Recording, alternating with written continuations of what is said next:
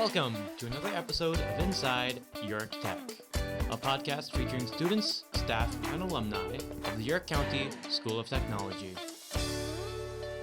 All right, welcome to another episode of Inside York Tech's podcast, and we're here today with Rylan McCubbin. He is a senior in our Automotive Technology program, hailing from the Dover Area School District. Rylan, how are you today? I'm doing good. How are you doing? I'm doing very well. Appreciate you being here, and you are here because you are part of our Hot Rodders of Tomorrow teams. One of them just recently won the national championship, the 2025 Hot Rodders of Tomorrow National Championship. That's obviously a huge accomplishment. So first off, congratulations. Thank you. And we want to get some more information about that from you, because as much as we've publicized Hot Rodders of Tomorrow, there's still people out there who just are kind of scratching their heads. What's that all about? Can you describe Hot Rodders of Tomorrow and what that competition entails? Yeah, so it's a team of 5 students. On a team, there sometimes is 6, but typically there's 5 running at a time. We take down a Chevy 350 small block and rebuild it as fast as we can. There's 4 people on the engine, 1 behind the bench handing us tools and organizing everything. So we use only hand tools, no power tools. We have to completely tear down the engine and put everything back on the bench. We leave the camshaft and crankshaft in the block. And then the judges will watch us as we run, and then we'll go back and put everything together, torque it to spec, and time the engine, do rocker valve lash, and fully rebuild it and everything. And then we'll all run back behind the bench, and that's how our final time is calculated. The way you describe it almost makes it seem organized, and on some level it is. But for those watching, this is almost like pure chaos. There are tools going everywhere, parts going everywhere. You and your teammates are flying around everywhere. What's it like in the middle of a competition with all this kind of chaos surrounding you? How do you kind of calm your mind down and steady your nerves a little bit? Just working with our team, definitely. We're all great friends, so just kind of we all work together, and we all know where we're going next. So it kind of makes everything work together, and it's just kind of calming in the moment when you have like all your teammates are doing their own thing and you're doing your own thing and you're all working together really great. It feels good and it's fun. Before we go too much farther, I want to recognize the teammates and advisors who have been a part of this journey with you. Can you give me their names? Yeah, so I am the left cylinder head. My friend Riley Neal is the right cylinder head. Emma Grove and Xander Weibel are our front end people. We have an alternate, so they would do every other run together typically. And then Bertie Ecker was our top, and Nick Phelps is our guy behind the bench. And Todd Kessler is the one that kind of taught everybody how to do their thing, and he's our organizer and our coach and everything. So this team, how long have you been together? So we have switched a lot throughout the years. I started personally from the start with Emma Grove. Me and her started, and we were on the team together freshman year. We started in January of freshman year. We have worked together for then, and then we ended up bringing more people on. We brought Bertie Ecker on shortly after, and then Nick and Riley came on shortly after, and then Xander was a freshman the next year, so we were all sophomores. So he came on that next season and joined us. So over time, being mutual friends, we just kind of brought everyone together. I would imagine your team has spent hundreds of hours together. Do you have any estimate of how many events or times you've actually practiced this before going to nationals? It's too many to count, really, because we practice 2 days a week, and typically we do 3 or 4 practices, like run times each day. So it's about 2 hours for twice a week for almost 4 years now. So we'd spend a lot of time together, and then we go out to events like Cleveland. We'd stay in a hotel room with all of our friends together. So we really just spend a lot of time together, and that really helps our team.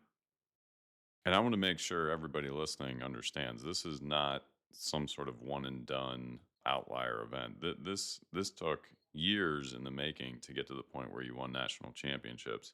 Can you give me the history of how you and your teammates have fared in the national championship over the last 3 years prior to winning it? Yeah, so starting our first year going at it, it was me and Emma Grove, and then we ended up bringing Bertie Ecker on for that first year. And we had 2 other teammates on there, and the mindset wasn't fully there for our team. So our first year, we did not qualify for nationals. we were the only team out of 3 to not go. So we were left behind while the coaches were mostly focusing on the teams going out there. So we were kind of left on our own, just working as hard as we can in our own circle. Ended up bringing more people on to keep building back up. And then we ended up going our second year out, which was our first year ever going to nationals. We qualified and we were the fastest team of our groups, of our teams at school. And we placed second nationally, which was mostly unheard of for a team to go out there the first year and get second place. And then we stayed together, same team as the year prior, and just working throughout. Ended up placing first our next year, and we're very close to breaking the record. We say we broke it, but that's a different story. And when you say the record, you mean the time record of the shortest amount of time that it's ever taken in a national championship to tear down an engine and put it back together, correct? Yeah, so we were 1 second behind the national record ever going out there. The record was set about 10 years ago. They did not have all the same components we had, so right now the rules are that we have more components than they did then. So that's why we say we got the new record, because we had to do more than they did. What do you think has contributed to you being able to continuously shave time off that run? I mean, in some ways it's the same action that you're performing every time you tear down an engine and put it back together, but how do you continuously improve on those same actions? So a lot of it is how much you can do without wasting steps. So we would do every move has to be intentional. So we would work together, finding out who is good at what, and then find out how they can be faster at that and how we can pick up the other person and pick up different areas.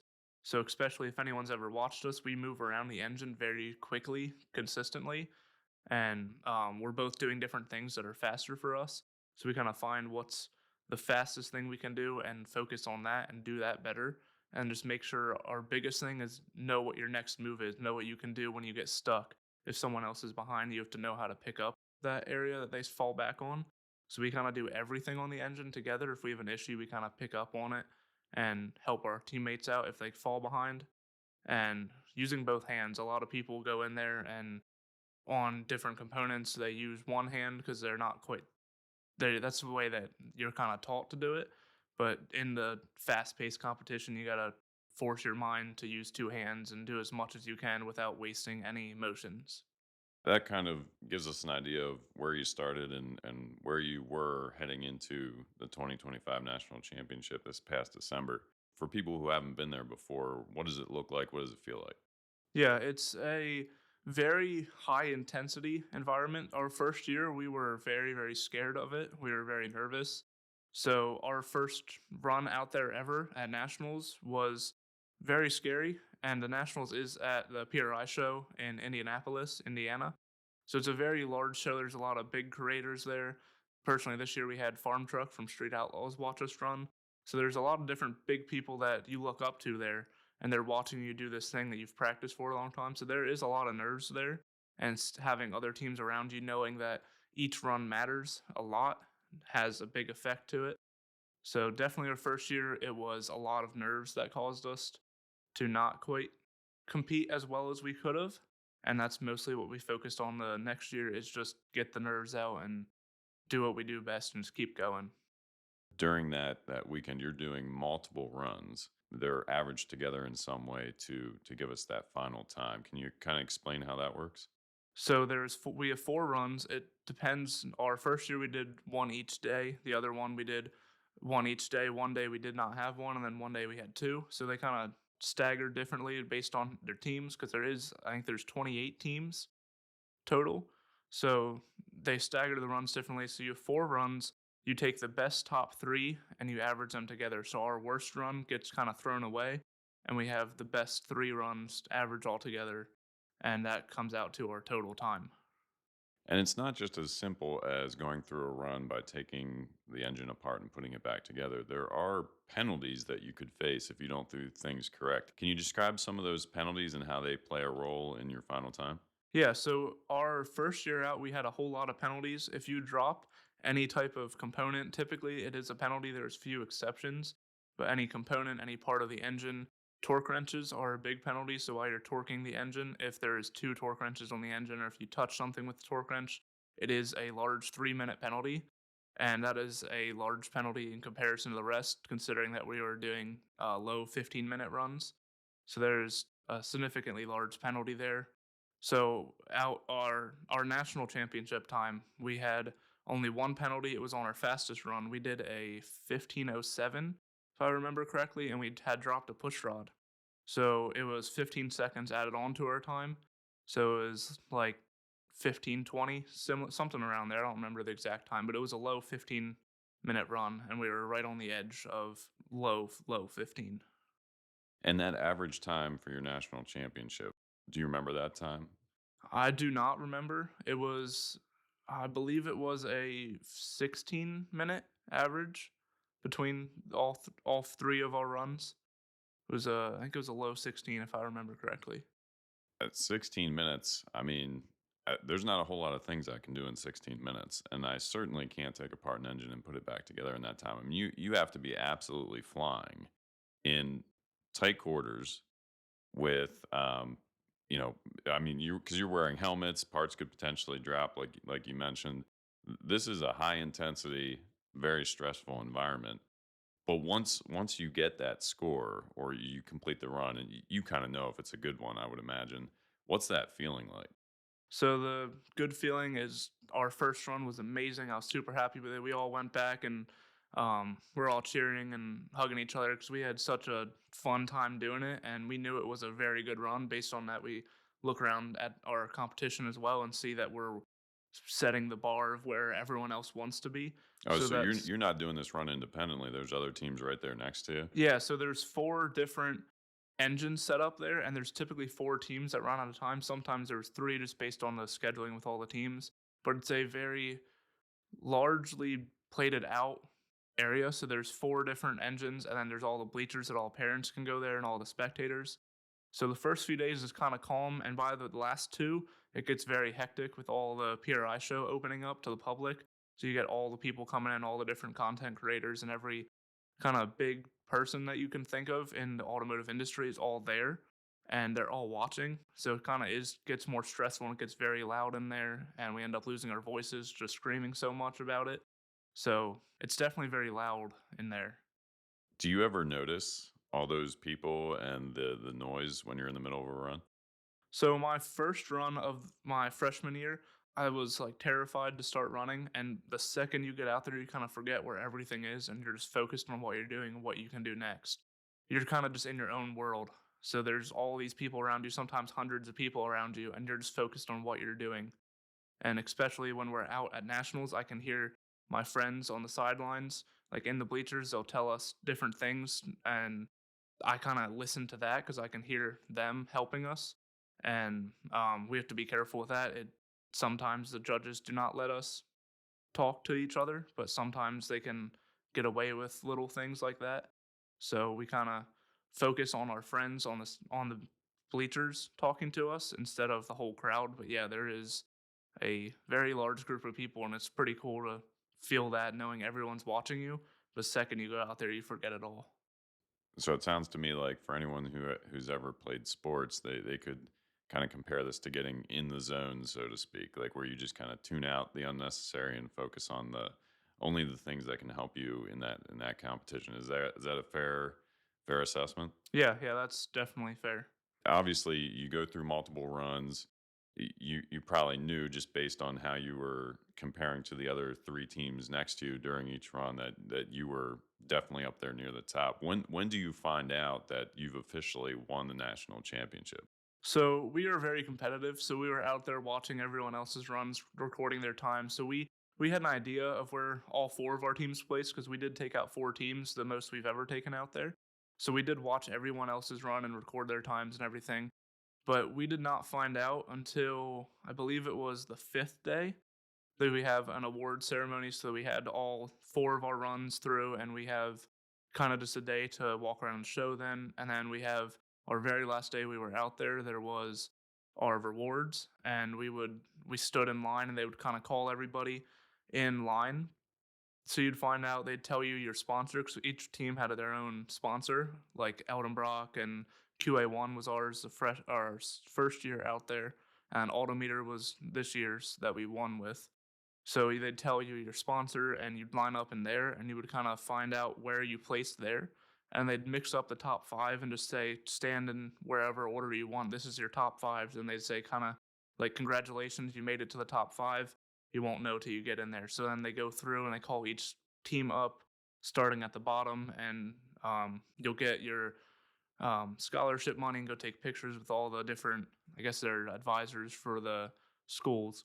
They'll put in the fourth and fifth team and call them in. They'll go take pictures and they line our top three up. And we would wait out there and they would call the 3, 2, 1. And that we kind of knew there based on how our performance went.